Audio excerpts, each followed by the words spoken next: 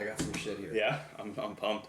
All right, what is going on, world? I am the Hungarian Experiment, and welcome to my first podcast, the Experimental Podcast. Now, this is called the Experimental Podcast because I have absolutely no idea how this is going to go. This is all an experiment, just like my life. And just like my life, my views last year, compared to right now, compared to a year from now, are all going to change. And I believe it is important to be open and honest about your feelings and about how you think about the world. So I want to be completely open and honest. You might hear some very political stuff come out of me, but please understand that this is just my views in this world at this time of my life. I'm a 25-year-old Hungarian Canadian male. I've built up a lot of skill and a lot of knowledge from other great minds from the past, and this is just my view on this world at this time. So I thought it'd be interesting, and what I want to do in the future is start doing podcasts and bringing guests on my podcast to show the difference in ideologies and the differences between different age gaps, different genders, different races, and how we can all collaborate and make humanity better. So today I am here with a good friend. I'm not really sure how long we've known each other. It's probably been about 3 or 4 years now. How long do you think? It's been 4.5 years since I've been on the property. So when I met you 4.5 years ago, and as we conversed, it's grown from there. Wow. Yeah, so 4.5 years I've known Shawn here. He is a great guy. He is one of the most humble human beings I have ever met. So I wanted to start my very first podcast out with a great guy like this. So if you'd like to introduce yourself, Shawn, just go ahead, whatever you'd like to say. My name's Shawn Post. I do contractual work for property managements here in London. Currently doing work with somebody who you know really well, Ildi Nemnyancic. Fantastic lady, and I love working here. Again, when you say humble, I kind of take that in proudfully. I think it's a good thing that people can see that I may be transparent, but I'm not shallow. There's a lot of depth, and so thank you for having me, and it's an honor to be your first guest.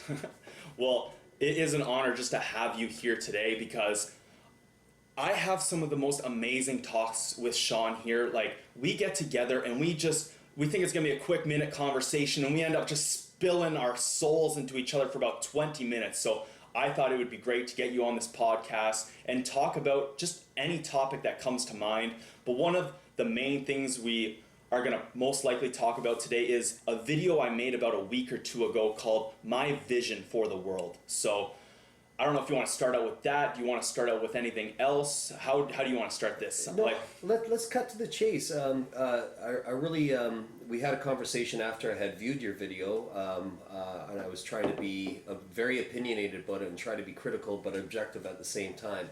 But what I saw, some of your ideas, like I had to go back and take a few notes simply because you challenged my intellect, which is not necessarily that's a difficult thing to do, but when you pique somebody, when you challenge their interest and you pique their interest as well, it's a good thing. A few of the things you were saying about were like social media compensation for social media marketing. I really like that idea. We market every single day of our lives, whether it's for a restaurant. Hey, I ate here, it's fantastic, you should check it out. I saw a great movie, you should check it out. I stayed at a great hotel, you should check it out. We do it every day. The thing is that these these huge conglomerates, these huge corporations are not compensating you for marketing their product. But with social media, there's a niche for that. There's social media is supposed to be about communication. So the closer we get as a people, the closer we get electronically, it seems to detach us in a personal way. When you add compensation into that, now you have people taking care of people, people speaking out for people. You bring that detachment back into what could be a fantastic society. Mm-hmm. I agree. Like, bringing that is the biggest problem right now, is that disconnect between humans. the previous generations, and I'm not saying it's a bad thing, it's a good thing because it got us to where we need to be today. Like the internet would have never happened, unfortunately, if America didn't start out the way it was.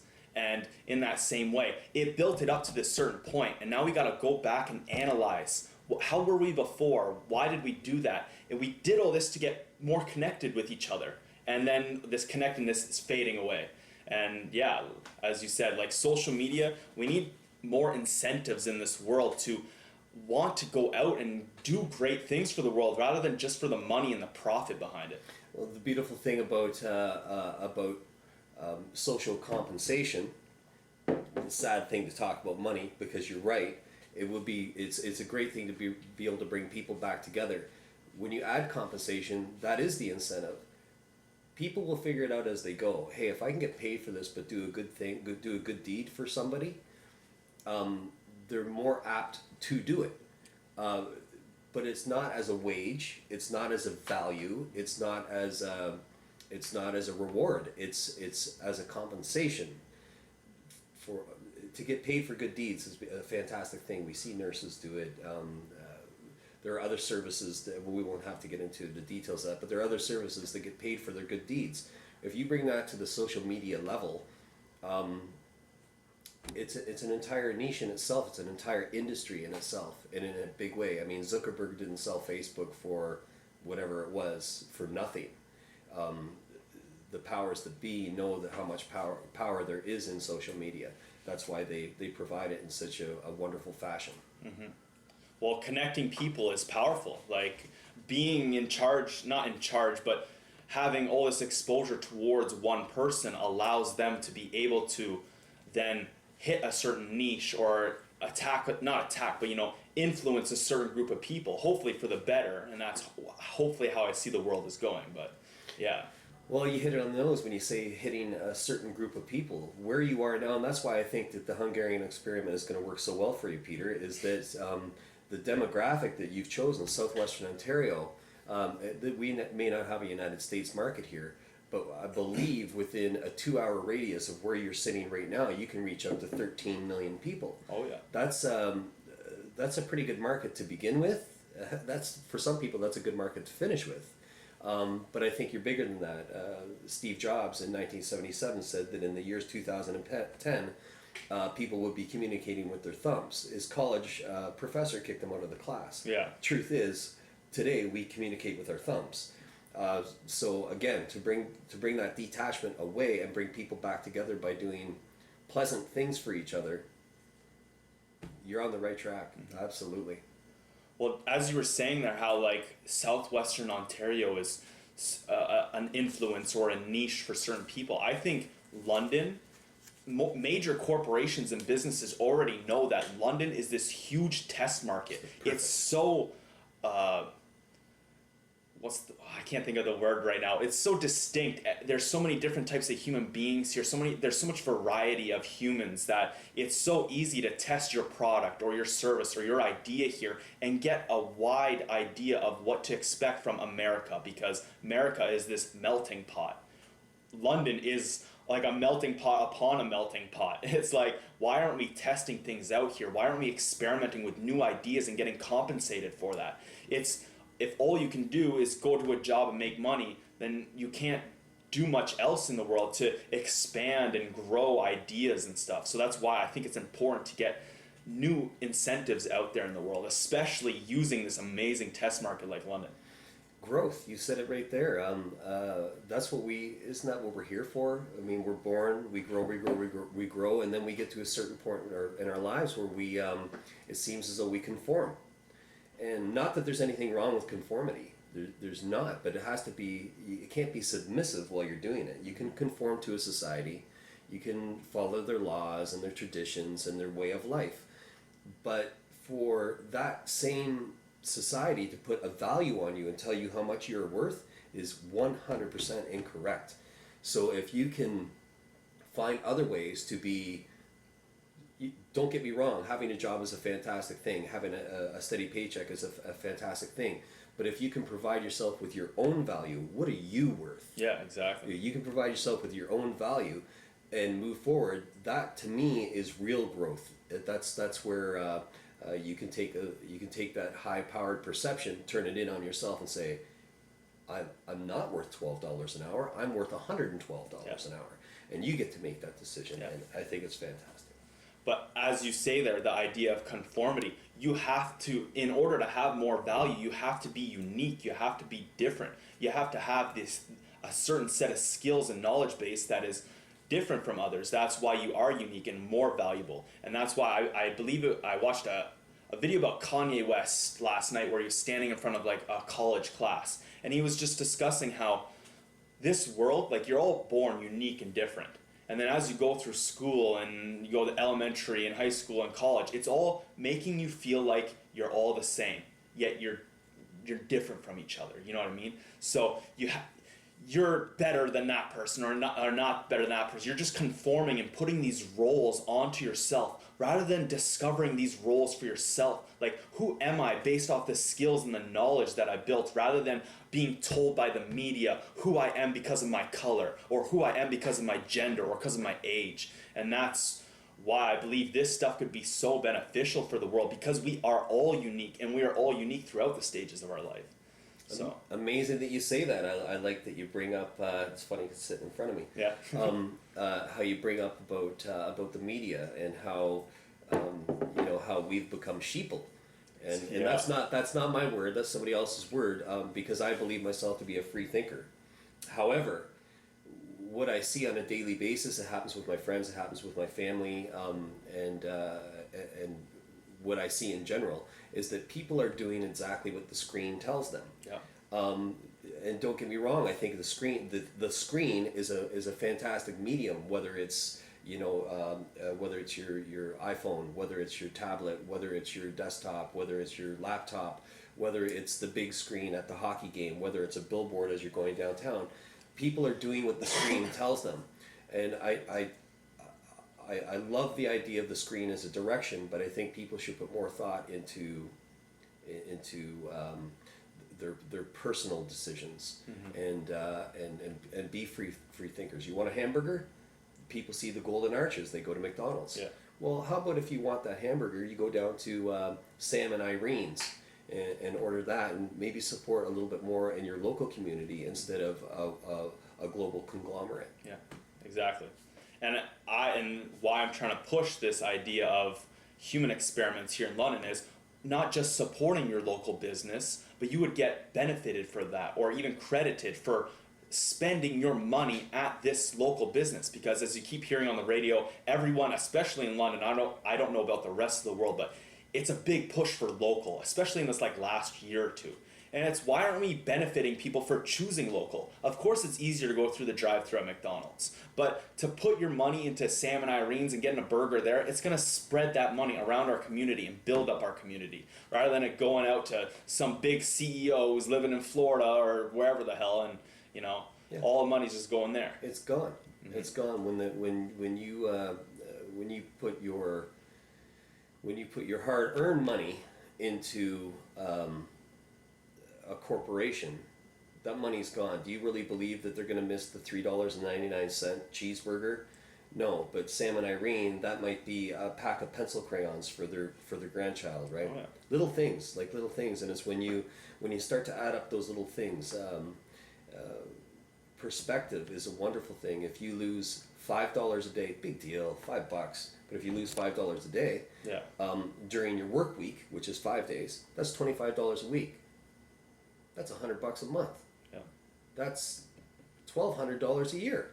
Now you're starting to add things up. So when you take those, and that's based on $5 a day, not $25 a day, not $100 a day, $5 a day. So when you can see the where was I going? When you can see the direction of where your money is going, it is always better to put it back into your community. Well, not just even putting the money into the community, but even choosing who you work for. And I think a great thing is, as you've said multiple times through our talks, our individual talks, is about rowing the boat. Do you want to talk about that real quick? Or Sure. 'Cause I think it's a great analogy that other people need to hear in this world. It is a good analogy. I mean, we spend our adult lives where, we jump on the corporate ship every morning at 9 o'clock, and we're chained to the bench, and we grab the oar, and all the slaves row. They pull, they pull, they pull. It feels like you're pulling that corporate boat. It feels like you're pulling it up Schitt's Creek against the stream. You do it with resentfulness, you do it with remorse, and you do it with regret, and it seems like a friggin' nightmare. But that's not how the song goes. That's not how I learned the song as a child. The song that I learned was to row, row, row your boat. You row it gently, and you row it down the stream.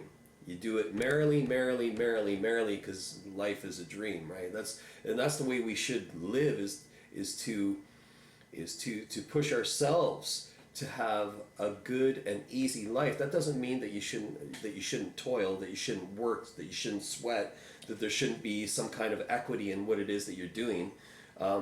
Especially with you, Peter, physical equity is a huge thing with you. Like watching those stomach facts the other day. Anyways, that's another thing.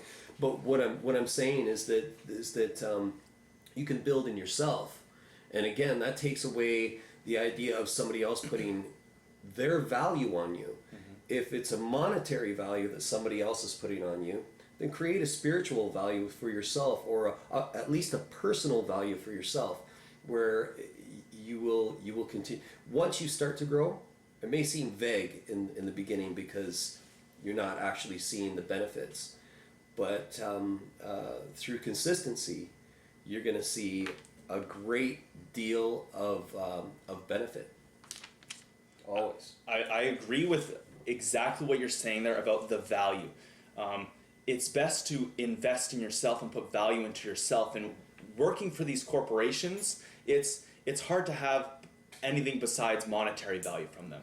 But I, as a 25-year-old man who's been working at the same type of restaurant for the last 10 decade or so on and off, I've watched I watch teens come in, 14, 15, 16, 18-year-olds, the whole range. And I get to see their mentality is, fuck this job. It's just work. I don't care for it. I'm just gonna half-ass it and then go home at the end of the night. And if you want value from that job, use it to build skills. Use it to build knowledge. As you said, use it to build spirituality value or other types of value that you can use to get yourself ahead in life. Because if it's hard to get a great job when you're that young, because you don't have any experience, you don't have any skills, you don't have any knowledge.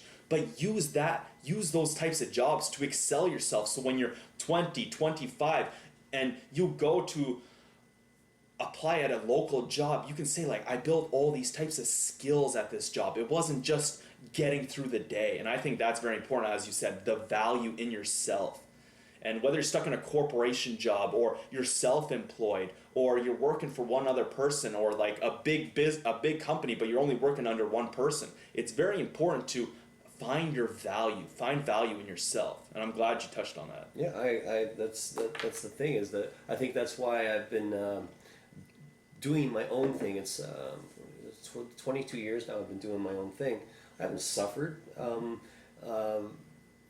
Being employed by somebody else, I was a poor employee because I would see gaps, I would see mistakes, I would see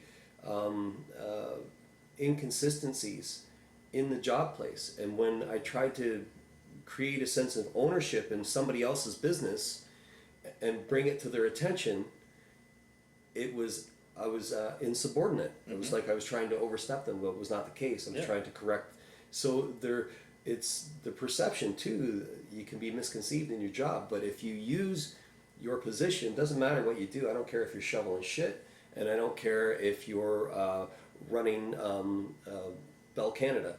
I don't care. If you create a sense of ownership in what you do, that's going to follow you. If you put McDonald's on your resume to improve yourself, to go to another job, and your prospective employer calls McDonald's for your reference, and they said, he was a good worker, but he had a bad attitude, you're only 50% of the way there. Your hard work has to match your attitude, and as your hard work matches your attitude will get better, but so will your work ethic. Yeah. This is what I like about what you were saying about about providing, about going out into the community and doing deeds. If you can, and using social media, because you can videotape yourself. Hey, look, I'm trying to help out here. I have a box of sandwiches. I'm down under the 10th Street Bridge right now. I'm trying to feed some homeless people with what I can do. It's not a huge step. It's a local step. I'm just trying to make sure that there are 5 people that aren't going to be hungry this afternoon. But if you can videotape that and convey that message that you're trying to do good things. Imagine if you could take that little snippet of video and put it with your resume, because that's the way we're heading now, electronic resume. If you took that little snippet and you added that to your resume, that's like resume fodder, man. It's and excuse me with my specs.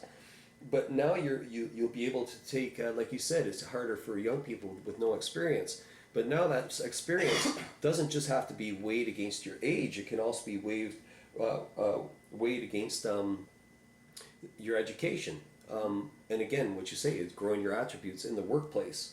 And it also gives a prospective employer a visual of your work ethic. So when you insert that snippet into your resume, they can say, hey, wow, this guy works really, really well with people. Your experience and your education at that point may not be 70% of the interview. It may become 50% of the interview, and your other attributes will be able to shine. Exactly. So I love the way you're going with it, man. Well, that's a big part of my vision for the world video, where later on in the video I discuss this Canada-wide profile. I envision this profile where I can build a profile just like Facebook, but instead of taking pictures of, oh, I'm at the beach with my friends, I can say, look, I did exactly what you said. I went and I videotaped myself handing out sandwiches to homeless people, or picking up garbage outside my favorite type of restaurant because I noticed it was dirty. And then that will be on my skills, my skill profile for my whole life. And then anyone can come and check you out. If someone thinks you're a dick because you said something out there, and then they go check your profile and see, holy shit, maybe he just had a problem with me. You know, maybe he was rude because of what I had to say and I found it rude, or I was misconstrued by what his thoughts and opinions were because I don't have the same type of ideas on life. But then you can go and check their profile and you can see, holy crap, you know, they spend their time, they spend their valuable time and their effort putting it into other people. And I think that's so much more important. One big thing that I learned from going to Fleming College, it was an environmental school. It was that don't build a resume, build a portfolio. Have pictures of you. I took a resource drilling and blasting technician course. I was a underground gold miner, underground mineral exploration for gold for about 1.5 years. And my portfolio by the end of that was a book, because I had all this skills from pictures that I took, and you know, and not just that, but other aspects of my life. So I think that is very important for the future generations. Is don't just look at the world and school as this is going to be a check mark on my on my resume.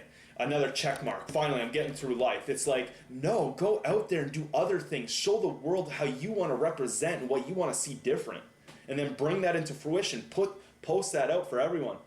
And then hopefully we'll create a Canada-wide profile that will display that. And you can take that to businesses and corporations and show how worthy and valuable you actually are. I don't know if that led off your point there. Sorry. Not at all. No, it was bang. That was absolutely perfect. Bang on. Actually leaning into that's perfect. It's because what I've seen, and again, this is from somebody that's twice your age. Okay, so it's not that I have my head up my ass. It's that I may not be as technically sound as some people. Like I have to have somebody come in and show me how to use my Rogers cable and my PRV and stuff like that. I had to have somebody come in and show me. So I'm behind the times. I can't go into a computer and do programming. I can't do what you do. I don't know how to edit cameras. You understand? But I know enough to know what I don't know. Mm-hmm. And so I'm comfortable with somebody else doing that. And if I can support it in any way, shape or form, I can and I will. And that's what I like about your vision. You said the word vision earlier on. That's a huge thing to me. And from what I've seen, because I've been following you now for just over a year, and since you started the Hungarian Experiment, and your vision is sound, and I understand now that you are not doing this to see if it works. You are going to do this until it works.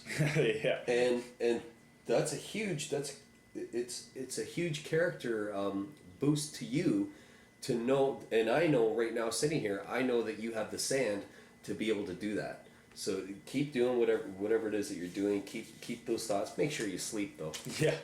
But make sure it's important that you do what it is that you're doing. Well, thank you. I think this is just something that growing up as a child and a teen, is like, why isn't this stuff here? Like, we feel like we're so advanced as human beings. We think we have the greatest ideas in the world, yet there's so many, as you were saying, there's so much inconsistencies, whether it's in a business or a corporation or even in our society. There's so much inconsistencies, and why aren't people calling this out? Why? Because I feel people put too much emotions into their thoughts and ideas. They put too much weight on the value that they've concluded in their head, even though most of that is programmed by society. So when they go out and someone ruins their day by opening their mouth, it hits them so much harder than it should, because they put so much emotion and so much faith into an idea that they have. Which is why I explained at the beginning of this podcast that my ideas today are completely different than last year. Not completely different, because a lot of my ideas are, as you say they're sound. They're very malleable to me. I'm still Absolutely working them out, but it's growing and it's growing as I grow, and as my mind grows, I feel it's growing as well. And I feel if people just let go of the emotions in their ideas, that they could learn so much more from the world. And that's why it's like, I see all this for the world, and it's not like I want to see this happen, this needs to happen. It's like this is my life task. I feel like I have to bring this into fruition, because it's like the world it just seems so backwards, you know? We're spinning, we're spiraling down, as George Carlin says. And you're exactly right. We are, as a society, if you take, I mean, as little as 100 years ago, where a society was then working together to build a country. And now we are, there's fear, there's anxiety, there's a lot of things that still have to happen. Actually, I can touch on that. Yeah. Well, just real quick, I believe society builds up these insecurities in us. It makes us feel insecure. Every commercial you watch, every movie you see, it's showing the best looking male, the best looking female, the best products. They're using the best things in the world. Some of the things that you will never ever get to use or even try. And it's like, I want that. I want to do that. I want to be that person. And it's like, look, this is life. That's not going to happen. Do you not understand? This is a show. This is a TV show trying to show you what they think is optimal for life. And most of the time, as you see, and most of my generation grew up watching these TV shows that are 26 minutes long because of the commercials, Sure. And they have to fit in a whole moral story in 26 minutes. And it's like, this is not life. Like, life doesn't happen in 26 minutes where you can figure everything out and everything's settled. It goes weeks where there's issues between a person and another person, and for things to get figured out. And it's like, society builds up these insecurities in us and makes us feel shitty, makes us be self-conscious about our bodies. And then when you're self-conscious about your body, you can't go out into the world with confidence and be confident with someone you're talking about your ideas. So that's why so many people, I feel, are filled with this emotion, because they're so insecure and self-conscious about themselves. I was too. I was so self-conscious about myself. But slowly building skills and slowly building knowledge and understanding that it was going to take time and it was going to take effort and it was going to be hard as fuck, it made me stronger and more confident in myself. And not in a cocky way, but like an understanding, a relaxedness. And ever since, I don't know, I feel a lot better with myself now that I've just let go of all these insecurities. I don't give a fuck if you guys don't like my face. I really don't care. Okay, and that's something very, very important. And as you create and as you build and as you grow, the truth is, other people's critical opinion of you is none of your fucking business. So you continue to do what you do. You're going to have people that will come along. You'll have people that conform with you. There will have people that will try to consult with you. There will be people that try to drag you. Oh yeah. Who cares? Just do what you're going to do. Do it anyways. I had something neat. This is before you had asked me to come on. I have little epiphanies when I'm at home sometimes, so I always have a pen in my hand. Yeah. And I write shit down all the time. And so it was this about 3 weeks ago, and I just thought I had heard. I forget what I was listening to. It was music. Might have been the Who, some old school rock and roll. And there was a lyric in it that kind of struck me. And who are you? It was the Who. That's right. So I thought I'm going to take those 5 basic questions and ask myself, who am I? Yes. Why am I? Where am I? When am I? And how am I? And it was really interesting because just I didn't put any thought into this. I didn't try to get melodramatic. I didn't try to get profound. I didn't try to create the epiphany. Yeah. I didn't try to have that aha moment. All I wanted to do was answer 5 questions about myself right now. First question was, who are we? It doesn't matter because it remains a constant. I don't care who you are, you're still you. So it doesn't matter who you are. You are a constant no matter what. We are who we are. Why are we? That doesn't matter either. It's a mystery. It doesn't matter what side you look at it. From a scientific side, from a religious side, it doesn't matter. It doesn't matter how you look at it. Here we are. When are we? When? Well, we're right fucking now. Right now. And that remains a constant as well. You can't exist in the past. You can't exist in the future. You can only be in the now. And then, where are we? Well, we're right here. I don't go any further. That was how I answered the question. And it said, what are we? Well, I have an idea what we are. We're carbon-based methane dispensers with an accelerated sense of expectation. We think the world owes us everything. Truth is it doesn't. And that remains constant as well. And then the last question I asked myself was, how am I? And, well, I'm fine. How are you? Yeah. Like, I mean, simple little silly stuff, but it's the profundities of life. And if you ask yourself these little questions, and you can get profound, and you can go way, way deep into those 5 questions. I chose not to. I chose to skim the surface just to see what I'd come up with, challenge myself. So I love the idea that you put yourself to the question. This is where I was going. Pardon me for extending. This is where it's good for you, is that you are challenging yourself to find out who and why and where and when and how Peter is going to do what it is that he is going to do. And if you ask yourself those questions every single day, you hit it earlier on, your answers are going to change from time to time. Allow them that. Allow yourself to be able to change. If you don't change, nothing changes. Well, a great quote. I think it was from Winston Churchill.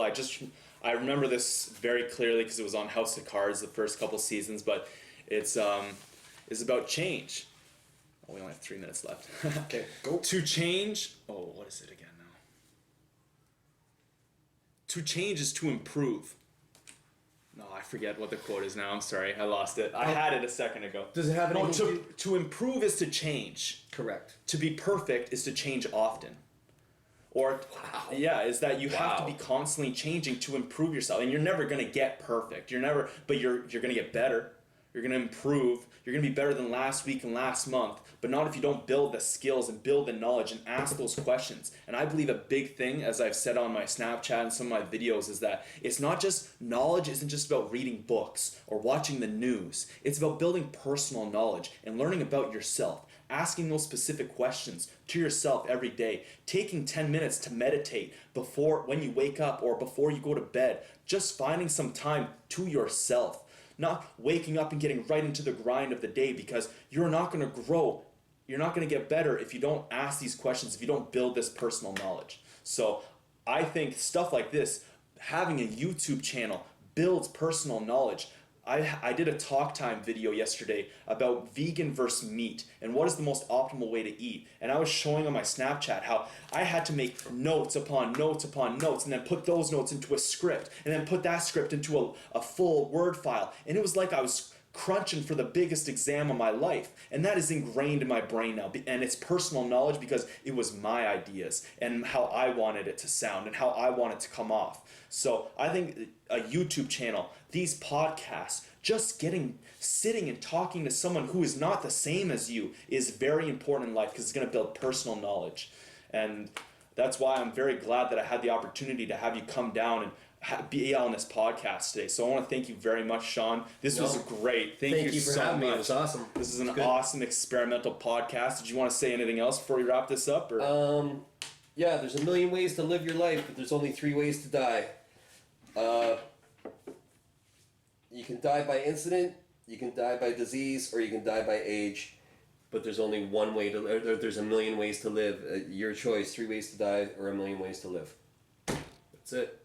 Well, it's awesome. I think that's a great way to end it. So thank you guys very much for watching this. Again, this was my very first attempt at a podcast ever. So thank you very much for watching the very first experimental podcast. If you guys please go down, hit that like button, leave me some comments, tell me how I can do better for next time. And I'd love to have Shawn on this podcast again. So if you enjoyed him talking, if you enjoyed his ideas and theories, then please leave a comment and let me know.